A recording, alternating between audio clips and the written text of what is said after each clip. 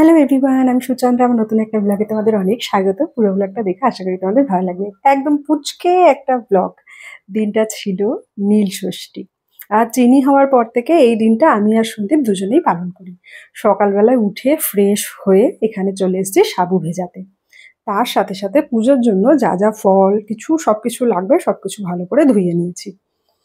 তো এখানে সব গুছিয়েই রাখছি। আর এখানে রাখার আগে আমি জায়গাটা ভালো করে পরিষ্কার করে নিয়েছি, কারণ এখানে তো জানোই আলাদা করে তো ঠাকুরের কোনো ঘর নেই, রান্নাঘরেই একটা স্পেসে ঠাকুরের জায়গা আছে, তো এখানেই আমাকে সব রাখতে হবে।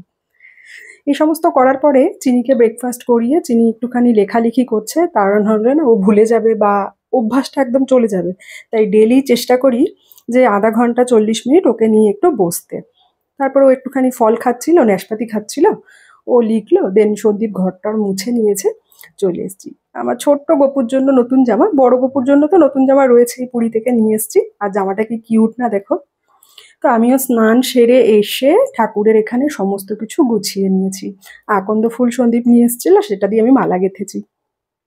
প্রত্যেকবার শাড়ি পরি আর কি, নতুন শাড়ি মাকে ছোট থেকে দেখে এসেছি, এই দিনে নতুন বস্ত্র পরেই জল ঢেলেছে। বিশ্বাস করো গরমে না আমার এত মাথাটা কেমন না, সেই একটা কেমন ফ্রি ভাবটা নেই মাথার মধ্যে, কেমন যেন একটা মনে হচ্ছে একটা আটকা আটকা ব্যাপার। গরম, তারপরে চিনির পিছনে এত সারা দিন বকবক করতে হয় না। কালকে আর শাড়ি নতুন নেওয়া সত্ত্বেও আর পরা হয়নি। দেখো, উপোস করাটা মেন পারপাস, ওটাই করেছি। তার সাথে চিনি রানীকে তো খাওয়াতে হবে। সব সবজি টবজি দিয়ে ডাল দিয়ে একবার ওকে একটু খিচুড়ি বানিয়ে দিয়েছি। তার সাথে চিনির খিচুড়িটা ঠান্ডা হতে থাক, আমাদের জন্য একটু সাবুও মেখে নেব।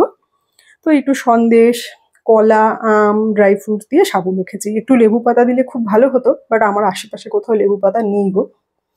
তো সন্দীপ একটু বসে কাজ করছে, ভাবলাম সন্দীপেরটা আগে দিয়ে আসি, ও খেতে থাক, আমি চিনিকে খাইয়ে খাবো। যদিও সন্দীপ বলেছিল আমার সাথেই খাবে, তা ও কাজ করছে তো আগে খেতে দিয়ে দিলাম। চিনির খাওয়া দাওয়া হয়ে গেছিল। দিন আমরা মানে তরমুজ কেটেছিলাম বলে বললো মা একটু ওয়াটারমেলন খাবো আমি এখন। বললাম ঠিক আছে খাও। তো বসে বসে টুকটুক করে আর কি খেয়েছে।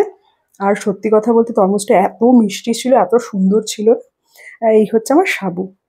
তারপরে আর ব্লগ করিনি, বললাম এই মাথাটা একদম মানে ফ্রি ফিল হচ্ছে না। তার মধ্যে গতকালকে না চা কফি আমরা না নীলষষ্ঠীর দিন গরম কিছু খাই না। তো মেবি হতে পারে সেটাও রিজন ছিল। এটা হচ্ছে পরের দিন, নীলষষ্ঠীর পরের দিন। সকালবেলায় উঠে বাসি কাজকর্ম সব সেরে আগে এসেছি চা আর ব্রেকফাস্ট বানাতে। বেশ কড়া করে দুধ দিয়ে চা বানিয়েছি। তার সাথে আগের দিন রাত্রিবেলা একটু সাবু ভিজিয়ে রেখেছিলাম, পরের দিন ব্রেকফাস্ট করবো, কারণ আজকেও আমাদের নিরামিষ। নিরামিষ বলতে এই সমস্ত এই পরপর 3টে দিন না আমরা পেঁয়াজ রসুনও খাই না। তো এখানে একটুখানি সাবুদানার খিচুড়ি বানিয়ে নিয়েছি। এটা দেখবে মহারাষ্ট্রিয়ান বা মারওয়াড়িরা এই টাইপের খিচুড়িটা খায়, ডাল ছাড়া সাবুদানার খিচুড়ি। তো ওটাই চিনির ব্রেকফাস্ট আগেই হয়ে গেছিলো, এখন আমি আর সন্দীপ খাবো, ওকে খাইয়ে আমরা ধীরে সুস্থে খেয়েছি।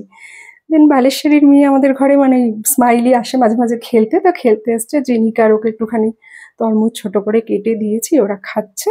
আমি করছি রান্না। তো আজকে বেশি কিছু রান্নার নেই, যেহেতু নীলষষ্ঠীর পরের দিন আমাদের নিয়ম আছে, মানে মাকে দেখে এসেছি তিতো আর আমের টক ডাল হোক বা টক হোক খাওয়াটা নিয়ম। তো এখানে আমি ঝিঙে দিয়ে শুক্তো করেছি উচ্ছে দিয়ে, তার সাথে আমের টক করেছি, কারণ মটর ডাল আনা ছিল না বলে না টক ডালটা করতে পারিনি। আর তার সাথে নিরামিষ আলু পনিরের তরকারি। আর এই ব্লগটাও এখানে শেষ করছি। দেখা হচ্ছে নতুন ব্লগে। চলো টাটা, সবাই খুব ভালো থেকো।